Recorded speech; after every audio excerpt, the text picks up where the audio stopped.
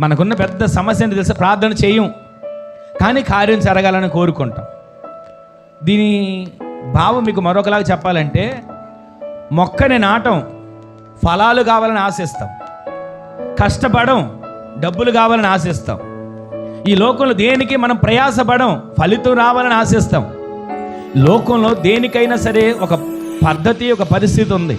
మన ఆత్మీయ జీవితంలో కూడా మనం ప్రార్థన ద్వారా కఠినమైన పరిస్థితులైనా, కఠినమైనటువంటి మనకు ఎదురవుతున్న సమస్యలైనా, కఠినమైనటువంటి బాధలైనా, ఆనాడు కఠినమైన అన్యాయస్తుడైన న్యాయాధిపతి దగ్గరికి మాటి మాటికి ఆమె వెళితే, అన్యాయస్తుడే, కఠినమైన వాడే మనసు కరిగిందే. మనము దేవుని సందులో ప్రతిసారి మన కఠినమైన సమస్యలు చూసి కృంగిపోక, వాటిని కొరకు అయ్యా ఈ సమస్యలను నన్ను విడిపించు, నన్ను నడిపించు, నన్ను స్థిరపరచు అని మానక ప్రార్థన చేసే గుంపులో మనము చేర్చబడదుము గాక.